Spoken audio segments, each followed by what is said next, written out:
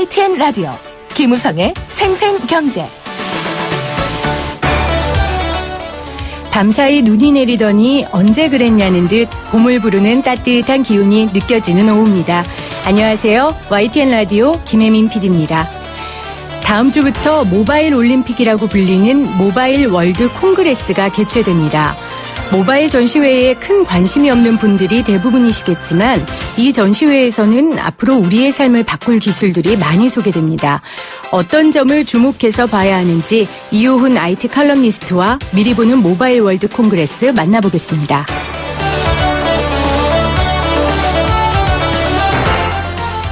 요즘 청소년들의 꿈 1위가 무언지 아십니까?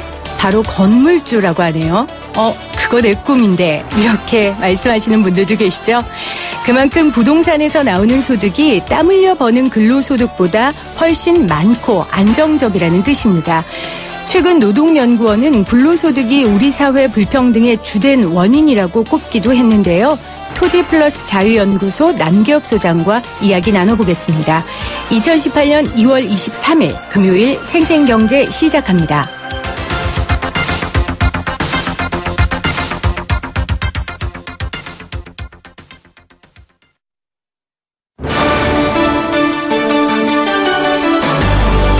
YTN 라디오 김우성의 생생경제.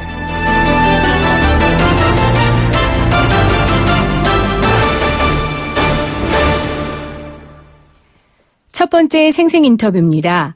이번 주말 평창올림픽이 막을 내리죠. 다음 주부터는 모바일 올림픽이라고 불리는 모바일 월드 콩그레스가 개최됩니다.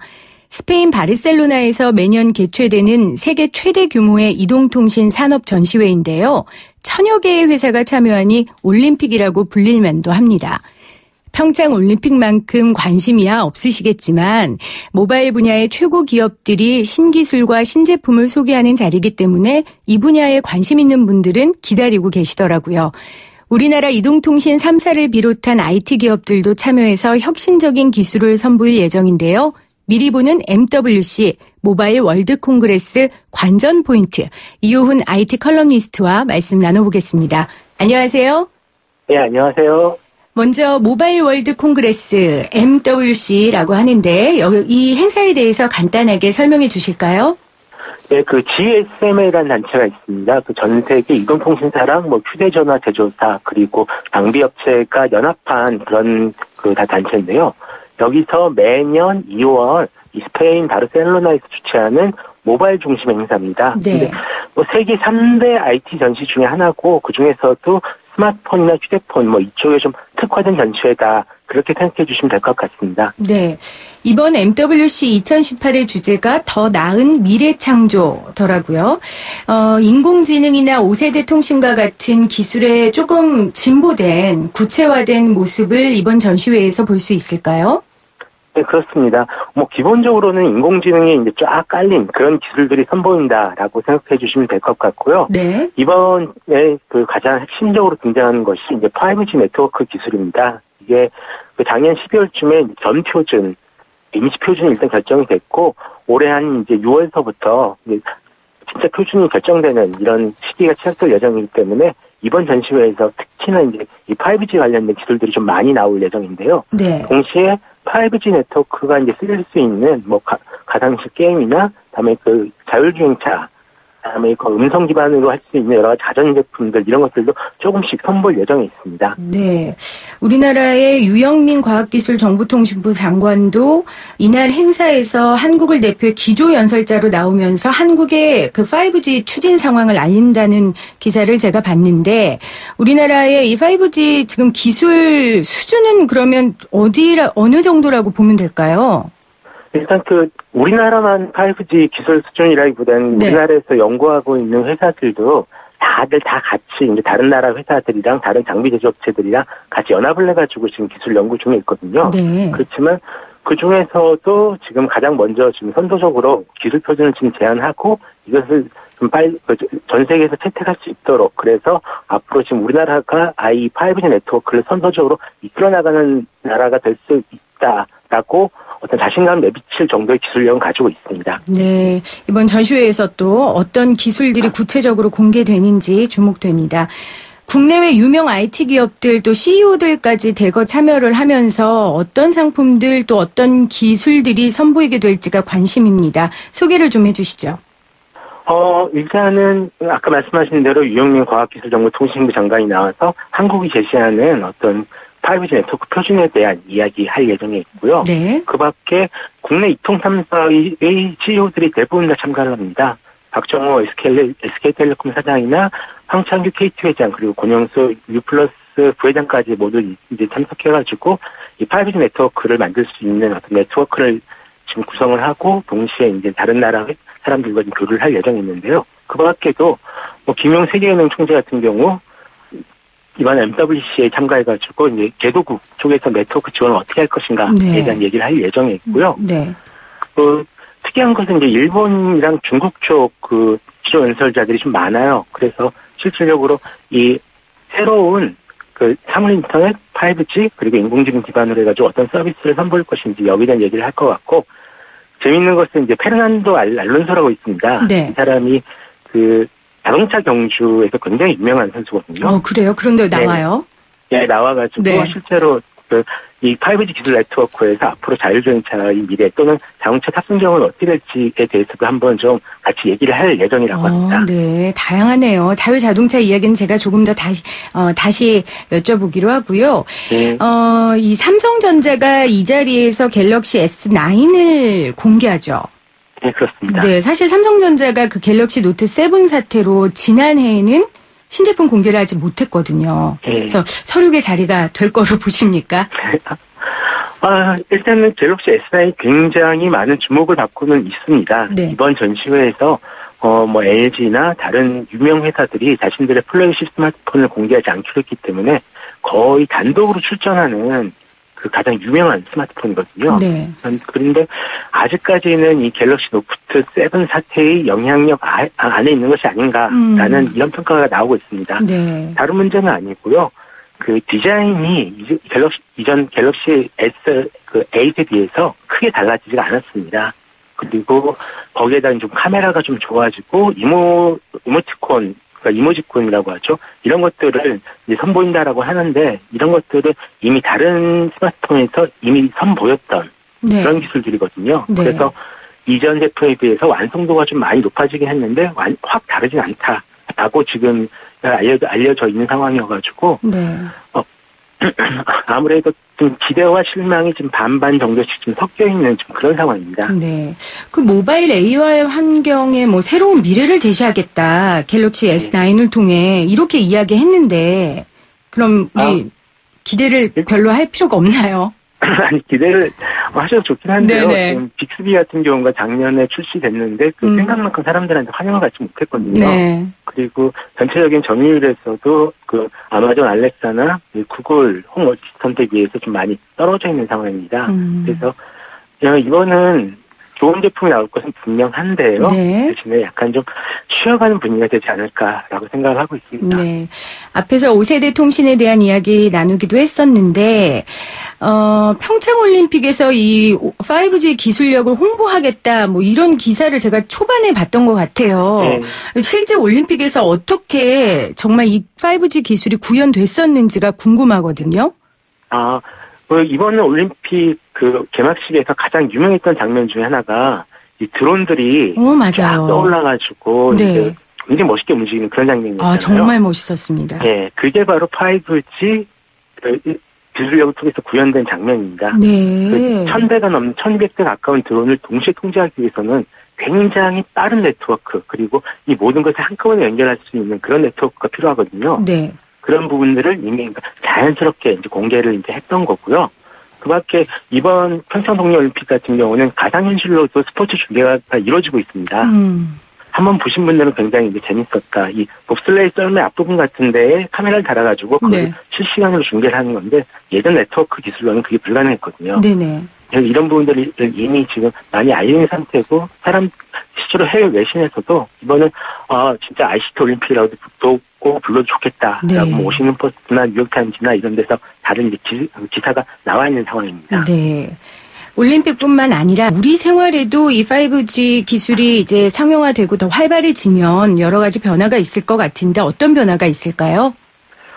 일단은 이번에 MWC 전시회에서 SK텔레콤에서 좀 재밌는 기기를 좀 선보입니다. 네.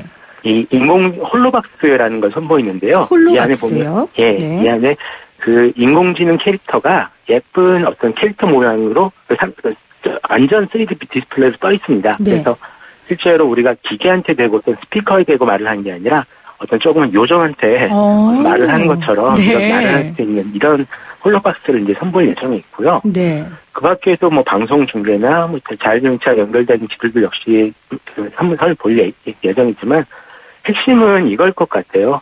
5G 시대가 이제 널리 퍼지게 되면 이 기술을 기반으로 해가지고 저희가 인공지능한테 이 말로 명령하는 시대가 이제 오거든요. 네네. 그래서 뭐 사람들이 이제 딱 출근하면 알아서 로봇 청소기가 자동으로 청소를 하면서 끝났다고 이제 저희들한테 보고를 해주거나요. 네. 또는 아침에 커피를 딱 끓이면은 이 기계가 미리 딱 인식을 해가지고 자동차에 미리 시동을 걸어놓거나 아니면 스피커에서 자 지금 이제 20분 후에 출발하시면은 회사에 늦지 않습니다. 이렇게 얘기를 해준다거나 네. 이런 것들을 지금 자동으로 다 할 수 있는 그런 시대가 오는 거죠.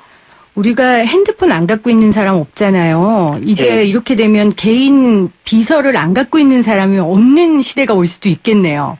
그래서 조만간에 이 사람들이 스마트폰을 안 들고 다니게 될지도 모른다라고 예상하는 사람들도 있습니다. 네. 또 이번에 MWC에서 이 블록체인 기술, 우리가 가상화폐 때문에 자주 들었던 건데 본격적으로 소개된다고 하던데요. 네. 일단은 지금 이번 MWC뿐만 아니라 지금 조만간 열릴 유럽 쪽 재무장관 회의들도 그렇고요. 여러 군데서 지금 이 블록체인을 그리고 이 비트코인을 어떻게 봐야 되는지에 대한 논의가 이제 진행될 예정에 있습니다. 네네. 핵심은 이게 좀 너무 커졌잖아요. 그렇죠. 그러니까 좀 단순히 없다라고 하기에는 투자하시는 분들이 좀 너무 많아졌고 그렇다고 해서 있다라고 하기에는 부정적인 면들이 너무 많이 지금 불거지고 있는 상황이어가지고 국제적으로 그러니까 이 부분들을 어떻게 이제 대하고 처리해야 될 것인가, 동시에 이 블록체인 기술을 좀 더 유용하게 쓰기 위해서는 어떻게 해야 될 것인가에 대한 기존 행사들이 좀 이루어질 예정에 있습니다. 네, 모바일 월드 콩그레스 다음 주에 열릴 예정인데요. 이 행사 마치면 또 어떤 일들이 있었는지 생생경제 통해서 알려주시기를 바랍니다. 말씀 네. 감사합니다. 고맙습니다. 이효은 IT 컬럼니스트와 말씀 나눠봤습니다. YTN 라디오 김우성의 생생경제.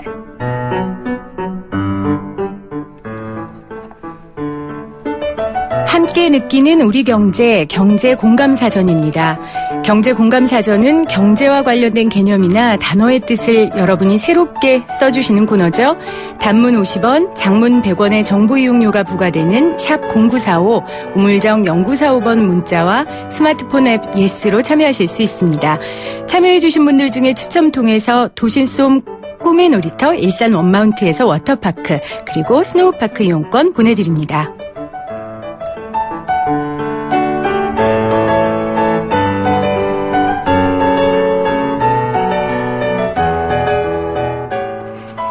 오늘 공감사전 주제는 MWC, 이 생생인터뷰에서 다뤘던 모바일 월드 콩그레스입니다. 정비업체의 연합기구인 GSMA가 주최하는 세계 최대 규모의 이동, 정보통신 산업 전시회인데요. 매년 1000여 개의 회사가 참가해서 모바일의 올림픽이라고 불리기도 합니다. 모바일 월드 콩그레스는 모바일 분야의 세계 선도 기업들이 신기술과 신제품 등 새로운 서비스를 일제히 겨루는 장소기도 하고요. 국내외 이동통신 관련 기업들의 최고 경영자들이 집결하면서 협력과 신경전이 벌어지는 곳이기도 합니다. 올해는 더 나은 미래를 창조하다라는 주제로 열린다고 하는데요. 인공지능 또 5세대 통신 등 4차 산업혁명 주역들의 더욱 구체화된 기술 현주소를 확인하는 자리가 될 예정입니다. 제2의 인터넷으로 불릴 만큼 디지털 생태계가 지금 하루가 다르게 급변하고 있습니다. 우리의 삶은 또 어떻게 변할까요? 청취자 여러분들의 다양한 생각 궁금합니다. 의견 보내주세요.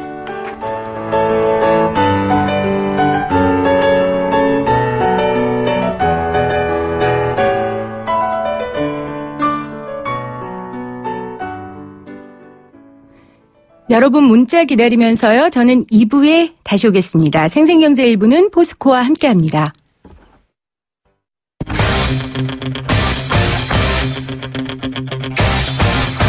지금 가장 뜨거운 경제 소식. 경제 톱 뉴스.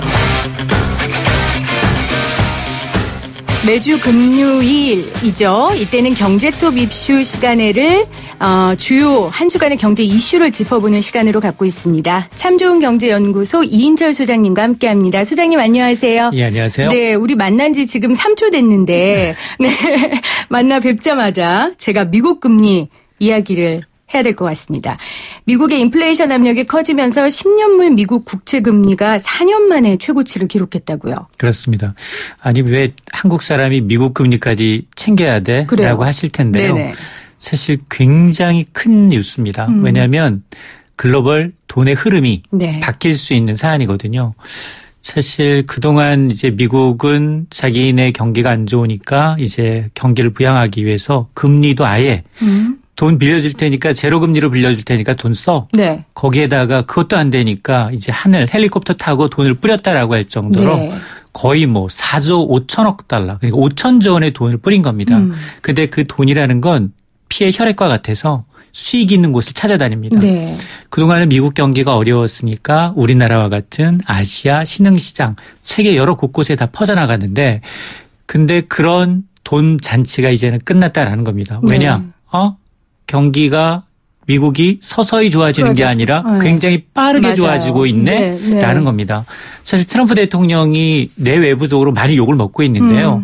근데도 미국인들 입장에서 보면 주식시장도 좋아지고 있죠. 네. 부동산 시장도 조금 좋아지는 듯하고요. 체감하는 경기는 좋아지는 거죠. 그렇습니다. 미국을 빠져나갔던 기업들이 속속 돌아오고 있고 네. 거기다가 임금까지 올렸습니다.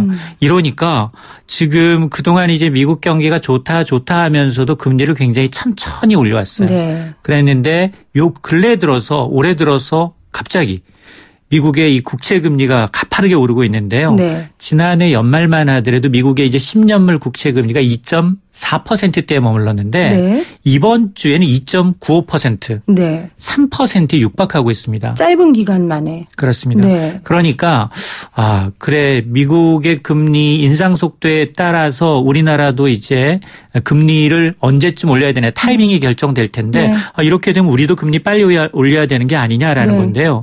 미국의 금리가 이렇게 오르게 되면 일단 외환시장 변동성이 커집니다.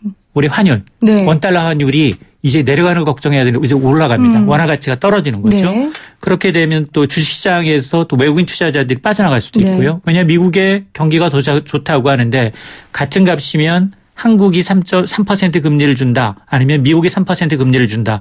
대다수가 100에 99은 미국 쪽으로 투자를 한다는 겁니다. 그렇겠죠. 거기다가 이제 우리 내부적으로는 또 이제 1,400조 원에 달하는 이 가계부채가 금리가 오르게 되면 대출이자 부담이 커집니다. 남의 말이 아닙니다, 소장님.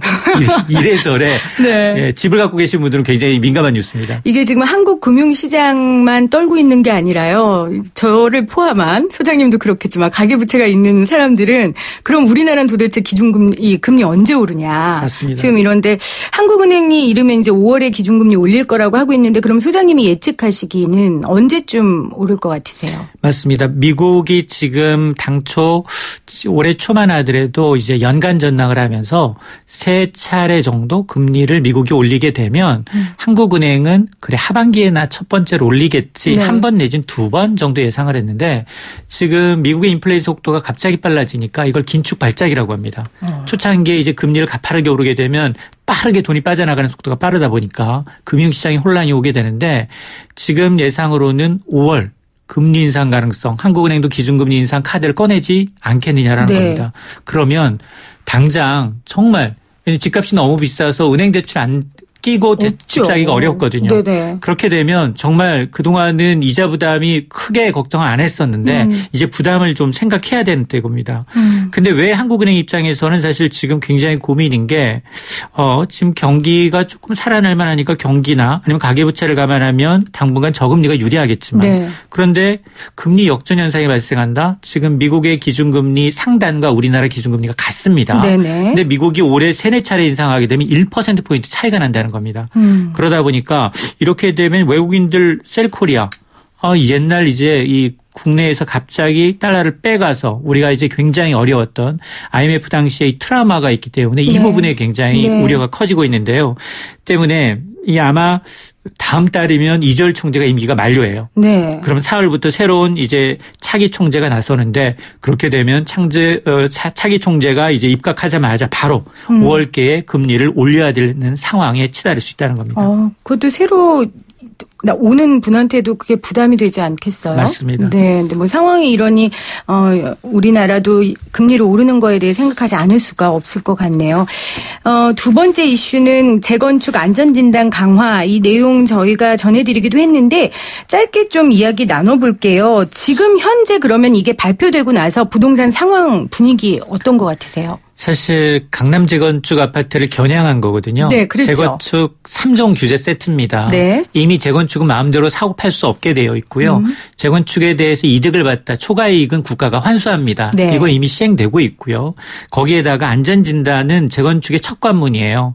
그러다 보니까 딱 안전진단 기준을 강화하니까 현 정부 임기 내는 재건축이 거의 올스톱이네. 네. 이러다 보니까 이 재건축 30년 연한은 지났지만 안전진단을 신청하지 않은 단지가 강남권에는 15%밖에 안 되고요. 전부 강북, 나머지가 85%라는 겁니다. 네, 목동 아파트, 뭐 올림픽 선수촌, 그렇습니다. 대단지들이잖아요. 맞습니다. 이게 대상 아파트가 한 10만여 가구인데 거기 2만 4천여 가구가 목동 아파트 단지거든요. 네네. 여기는 지금 난리 났습니다. 가보시면 그러게요. 플랜카드가 붙여 있어요. 네. 이게 사유재산 침해 아니냐. 야, 녹물 나고 주차 안 돼서 지금 밤낮으로 차 미뤄야 되는데 이걸 계속 이런 이제 이 주거 환경에서 살라는 얘기냐. 네. 굉장히 불만이 고조가 되고 있고요. 청와대 게시판까지 지금 글이 올라가고 있는 상황이거든요. 네. 그러다 보니까 정작 이거 빈대 잡으려다가 초과 3간 태우는 거 아니야? 네. 정작 강남은 괜찮고요. 그렇습니다. 네. 오히려 안전진단을 통과한 단지들은 수혜를 입어서 가격이 떨어지지가 않고 있어요. 그렇겠죠. 근데 이렇게 지금 상계 노원구라든가 이제 목동이라든가 이런 데는 지금 아예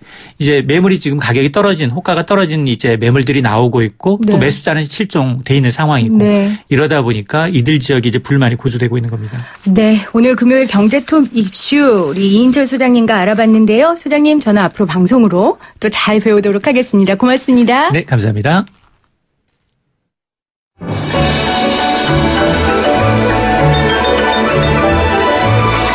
오늘의 경제를 들여다보는 시원한 창. YTN 라디오 김우성의 생생경제 생생 인터뷰.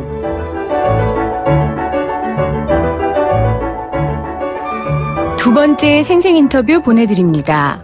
어제 경제톱 뉴스에서 가계소득은 늘었는데 근로소득은 오히려 줄었다라는 뉴스 기억하세요? 그러니까 결국 부동산이 있는 사람이나 주식 혹은 증여받은 금융자산이 있는 사람만 재산이 늘었다는 말입니다. 정부는 가계의 소득을 늘려서 경제도 살리고 또 이 경제적 불평등 문제도 해결하겠다고 하지만 이게 뭐 하루 이틀 이야기가 아니니까요. 간단한 문제는 아닙니다. 그래도 포기할 수는 없죠. 오랜 시간 불로소득에 관해 문제 제기해온 분입니다. 토지플러스 자유연구소 남기엽 소장님 전화 연결돼 있습니다. 소장님 안녕하세요. 예, 안녕하세요. 네. 조물주 위에 건물주, 간물주라는 신조어까지 나오고 있습니다. 그만큼 네네. 부동산을 통해서 나오는 이 소득이 많고 또 안정적이라는 이야기인데 불로소득이 이런 부동산 관련 이익만을 말하는 건 아니죠? 네, 대표적인 불로소득이 부동산이고요. 네. 그러니까 불로소득이라고 하는 것은 특권에서 나오는데, 다른 영역에도 특권이 많이 있지만, 특별히 이제 토지, 부동산에서 발생하는 특권이 네. 가장 크다. 그 특권으로 인한 불로소득이 저희가 보기에는 소득 불평등의 가장 큰 원인이다 이렇게 보고 있죠. 네. 그러니까 불로소득을 지금 특권이라고 정의하신 말의 의미는 개인의 네네. 노력과는 무관하게 그냥 네. 가지고 있던 원래 권리 때문에 생기는 부가적인 소득이다. 이렇게 정의하시는 거잖아요. 그렇죠? 그렇죠. 노력과 무관하다는 게 거기서 중요한데, 네. 근데 이제 거기서 노력이라고 하면 개인적 차원에서 보면 노력이라고 할 수 있어요. 네. 그러니까 왜 불로소득이라고 하는 말은 기분 나쁘죠. 이게 부동산을 사고 팔아서 돈을 버는데, 네. 임대해서 돈을 버는데 그것도 굉장히 노력이다. 그들은 나름대로 노력했다고 이야기하죠. 실제 또 공부해서 노력하고요. 그렇죠. 정보를 얻고 네. 어디에 개발될지 알아내야 하고 실제 또 현장도 방문해야 되고 때로는 리스크도 이제 떠안아야 되고 그렇죠. 이런 노력이 있는데 왜 불로소득이라고 하느냐, 배 아픈 사람들이 그러는 거 아니냐, 이렇게 이제 반발이 네. 있습니다. 네. 또 그 부모님이 애쓰고 노력해서 얻은 재산 같은 거 이렇게 물려받는 것도 일종의 예, 불로소득이라고 할 수 있잖아요. 예, 그것도 네. 뭐 불로소득이라고 다 불로소득이라고 하기는 그런데, 네네. 그러니까 지금 재산의 소유 불평등이 극심하거든요. 네. 예, 근데 이제 사실은 노력소득, 근로소득에 의한 불평등은 어찌 보면 당연하고, 열심히 노력한 사람이 또 열심히 사업을 열심히 한 사람이 많은 이윤이나 소득을 가져가는 건 당연하고, 네. 그로 인해서 생기는 불평등은 어찌 보면 정의롭다고도 할 수 있어요. 네. 근데 이제 재산은 이제 상속이 가능하잖아요. 네네. 상속이 가능한데 상속은 부모님이 해줍니다. 네. 근데 이제 부모님은 우리가 선택하지 않잖아요. 그렇죠. 그러니까 본인이 선택하지 않은 것에 의해서 나의 행불행이 결정되니까, 예. 내가 출발부터 선택했다면 불평등한 모르겠는데 거죠. 출발부터 다르니까. 그렇죠. 그거를 이제 우리가 이제 흑수저, 금수저라고 부르는데, 네. 그거를 이제 피케티라고 하는 경제학자는 그래서 지금 현재 자본주의가 세습 자본주의다. 예, 이것을 타파하지 않으면 안 된다라고 이제 강하게 주장을 하는데, 네. 지금의 가장 큰 문제는 재산 소유 불평등, 그래서 재산에서 나오는 상당한 소득이 불로소득이다라고 네네. 이제 그렇게 얘기할 수 있을 것 같아요. 네. 그래서 실제 그것 때문에 이 경제적 양극화가 심해지고 있잖아요. 실제 그렇습니까? 네네. 다시 한번 말씀해 주시겠습니까? 실제 이 불로소득 때문에 부의 네네. 집중이나 양극화가 심해지고 있는데 그 노동연구원의 발표에 따르면 정말로 이 이유 때문에 양극화가 심해지고 있다라고 하더라고요. 실제 정말 그런지를 여쭤봤습니다. 예. 노동연구원 발표를 보니까 18일 날 발표를 했던데요. 거기에서는 금융소득 불평등이 심해졌다. 네. 최근의 소득 불평등은 금융소득 불평등이 주된 원인이었다라고 하는데, 저희가 보기에는 그거보다는 사실 일반 시민들에게는 금융보다는 부동산에서 발생하는 소득 불평등이 심하다고 느끼고 있거든요. 네. 체감하고 있습니다. 네, 맞습니다. 저희 연구소에서 이제 연구를 해봤더니, 추산을 해봤더니 2015년에만 부동산에서 발생한 불로소득이 346.6조 원이 나왔어요. 네. 그러니까 350조 원 가까이 되는 그 금액이 불로소득인데, 이 불로소득은 사실 부동산을 가지고 있지 않은 사람들의 열심히 노력한 결과가 부동산을 과다하게 가지고 있는 개인 혹은 법인에게로 이전된 소득이에요. 그러니까 불로소득이니까 누군가 손해를 본 거 아니겠습니까? 네. 예, 손해를 기반으로 한 건데, 하위 계층의 소득이 하위 계층이 만들어낸 350조 원의 소득이 상위 계층으로 그렇게 이전된 것이죠. 네. 이런 것이 정말 불평등의 진정한 원인이 아닐까 저희는 그렇게 생각하는데, 최근 발표한 노동연구원은 부동산 소득은 잘 안 달았고, 네. 예, 금융에서 좀 뭐 불평등이 심해졌다 이렇게 좀 발표했던 것 같아요. 네. 그러면 이런 상황이 우리나라에서만 유독 그런 건가요? 그렇다면 이유가 무엇일까요? 우리나라만 유독 그런 건 아닌 것 같고요. 재산의 불평등이 심하다는 거는 이제 피케티라는 학자가 이제 전 세계적으로 심하다라고 하는데, 우리나라는 부동산이 더 심각하죠. 다른 나라보다 더 심각합니다. 네네. 그러니까 한 40년, 50년 동안 부동산이라고 하는 것이 그러니까 투기의 대상이 되어버렸기 때문에, 네. 결국에는 소유 불평등이 극심해졌고요. 네. 또 가격이 너무나 많이 올라 있고요. 네. 그리고 소유 불평등이 극심한 건 보면 우리나라에서는 44%의 세대가 땅을 한 평도 안 가져요. 네.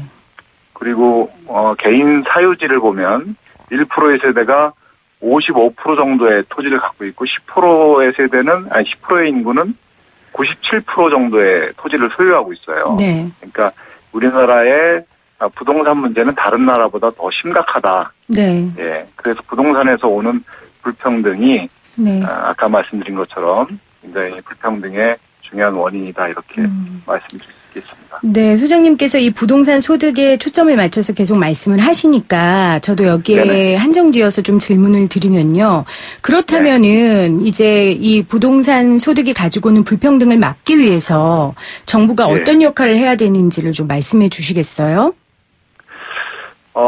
불로소득을 차단하거나 환수해야 되는데요. 네. 사실은 부동산을 많이 가지고 있는 계층이 과다하게 소유한 계층이 뭐 경제 권력이나 정치 권력이나 언론 권력이나 네. 심지어는 뭐 종교 권력까지도 이렇게 틀어지고 있거든요. 네. 근데 불평등을 해소하겠다라고 이 정부가 그걸 이제 주장을 하고 있고, 그렇다면 저는 이제 뭐 지지율 한 10% 정도를 까먹을 거를 각오하고 네. 좀 임기 초반에 이거를 좀 불로소득 환수 대책. 그런데 부동산으로만 보면 이제 보유세를 강화하는 것이 굉장히 중요하거든요. 네. 근데 이 정부는 여기에서 좀 추춤거리고 있어요. 쉽지 않죠. 네. 굉장히 안타까운데, 그래서 일관되게 물론 이제 임금 내에서의 불평등도 심하고, 임금 내에서 불평등 해소하기 위해서 이제 최저임금을 그랬죠. 상향시킨 거잖아요. 네. 예, 그것도 필요한데, 부동산에서 발생하는 불로소득을 먼저 좀 선제적으로 하고, 그리고 영세 자영업자들이 안정적으로 적정한 임대료를 내면서 영업할 수 있도록 제도적 기틀을 마련하고, 네. 그러면서 최저임금을 상향하면 문제를 훨씬 쉽게 풀 수 있었는데, 부동산에서는 잘 건드리지 않으면서 최저임금을 확 올려버리니까, 네. 여러 가지 상황이 꼬였던 것 같습니다. 약간 깨진 독에 물 붓는 느낌이셨을 것 같아요. 예. 이렇게 되면요. 그런 느낌이 강하죠. 네. 예. 3359님께서 왜 부동산 소득이 불로소득인가요? 먹지도 쓰지도 않고 모아서 구입한 부동산입니다. 이렇게 보내주셨거든요. 우리 3359님처럼 정말 애쓰고 노력해서 내 집 한 채 그렇게 갖고 있는 서민들도 있단 말이에요. 그리고 예. 네, 그렇기 때문에 이제 이 종합부동산세를 올리는 것에 대해서 뭐 언론이나 이런 국민들이 올리면 안 된다, 막 이런 얘기를 많이 하시는데 사실은 종합부동산세를 내는 사람들은 많지 않잖아요. 상위 몇 프로 아닙니까? 예, 상위 뭐 2%, 3%인데요. 근데 왜 반대할까요? 또 네. 저희가 부담을 해야 하니까 그런데, 그래서 정부의 자세가 중요하다고 봐요. 네. 그러니까 부동산을 많이 가진 분들을 적으로 규정하거나 그러면 안 된다고 보거든요. 그럼요. 네네. 예, 그러니까 잘못된 제도가 있으면 사람은 누구나 그 잘못된 제도의 수혜자가 되고 싶지 피해자가 되고 싶진 않아요. 네. 그러니까 그분들은 사실은 잘못된 제도에 수혜자가 되기 위해서 열심히 노력한 거거든요. 근데 그 노력이, 그러니까 열심히 부동산을 사고 또 기다리고 또 리스크를 떠안고 이런 노력이 뭐 상품을 생산하거나 네. 서비스를 생산하거나 이런 노력이 아니라는 거예요. 그렇게 사고 팔고 임대해주고 이런 노력들이, 그런 노력이 무슨 GDP를 증가시키는 노력이 아니거든요. 네. 그러니까 개인적 차원에서 보면 노력이지만 네. 사회적 차원에서는 부를 증가시키는 노력이 전혀 아닌 거예요. 그래서 불로소득이라고 부르는 거거든요. 네네. 그래서 이제 개인적으로 보면 억울한 면이 있지만, 그래서 더더군다나 그렇게 부동산을 과다하게 소유하고 있는 분들을 적으로 규정하거나 이러지 않고 설득해내고 다양한 통계 자료를 통해서 이렇게 국민들에게 사실 실상이 이렇다. 네. 그러니까 우리 방향이 이렇게 가야 된다.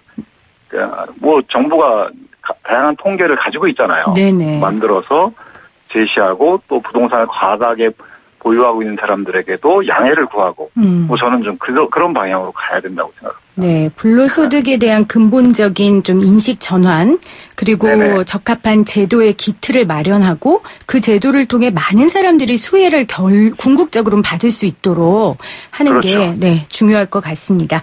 오늘 말씀 고맙습니다. 네, 고맙습니다. 토지자유연구소 남기업 소장님과 말씀 나눠봤습니다.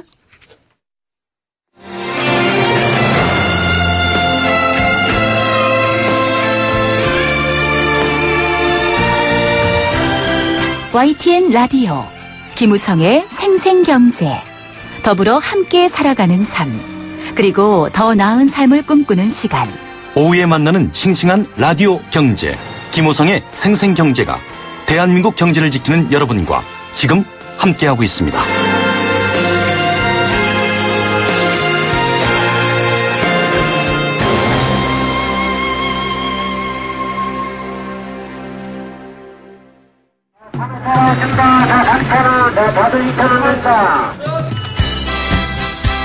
우리 삶의 경제 현장을 들려드립니다. 생생경제, 경제의 소리. 땀 흘리는 삶의 경제 그 소리를 들려드립니다. 금요일 순서입니다. 경제의 소리. 김미란 경제캐스터 나오셨습니다. 안녕하세요. 네, 안녕하세요. 네, 저는 생생경제 코너 중에 이 코너를 제일 좋아합니다. 아, 그렇습니다. 네, 네, 감사합니다. 생생한 현장 소리와 또 우리 경제캐스터님의 생생한 목소리가 이 오후에 활기를 주더라고요. 네, 오늘도 기대를 하면서요. 평창올림픽과 관련된 경제의 소리 담아오셨는데 어떤 내용이에요? 네, 우리나라에서 30년 만에 열리는 세계 최대 스포츠 축제 이 평창 동계올림픽이 오늘이 대회 14일 차인데요. 네. 이 평창 동계올림픽의 마스코트인 수호랑 반다비의 기념품이 인기 속에 판매가 되고 있습니다. 뭐 품절 상태고 뭐 중고라도 사겠다 뭐 네, 난리가 맞습니다. 났더라고요. 네. 네. 이 평창 라이센스 공식 스토어 서울여점을 찾아가 봤는데요. 이 평일에도 사람들이 기념품을 구매하기 위해서 긴 줄을 서서 기다리고 있었습니다. 먼저 현장을 소리로 같이 들어보시죠. 현금은 되죠? 제가 비자카드 또는 현금으로 결제했거든요. 얼마 조중에? 광화문 광장에도 매장이 있고. 광장이요? 세종문화회관 앞이요? 네. 가봤는데 없더라고요.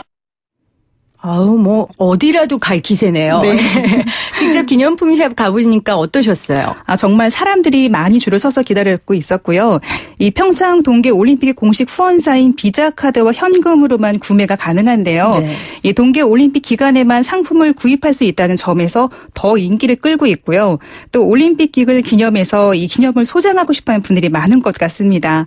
이 평창을 못 가신 분들은 가까운 서울 근교 좀 이 매장에서도 이 제품을 구경하고 구매하면서 이 동계올림픽을 좀 느껴볼 수도 있습니다. 네, 저도 몇 년 전에 이렇게 짐 정리하다가 88올림픽 호돌이 있잖아요. 아, 네. 그 배지 발견하고는 막 그때의 저로 돌아간 것 같은. 네. 그러니까 이게 단순한 물건이 아니라 전 세계적인 그 올림픽을 기억하고 그때의 나로 돌아가는 그런 그 효과가 있더라고요. 네, 맞습니다. 그래서 아마 이번에도 이 물건들 사려고 애들 많이 쓰시는 것 같은데 어떤 제품이 제일 인기가 많고 또 어떤 제품들의 종류가 있나요? 네, 평창 동계올림픽에서 가장 인기 있는 이 라이센싱 상품은 이 마스코트인 수호랑인데요. 아, 귀여워요. 네. 우리나라 민족을 상징하는 이 호랑이를 모티브로 한 이 수호랑 인형이 정말 인기 스타입니다. 또 패럴림픽의 반다비와 엠블럼을 활용한 디자인 제품이 준비되어 있고요. 문구류, 핑크하트 장갑, 또 한국 음식 마그넷 등 다양한 상품들이 나와 있더라고요. 이 평시 공식 라이선스 매장의 판매자를 통해서 자세히 들어보시죠.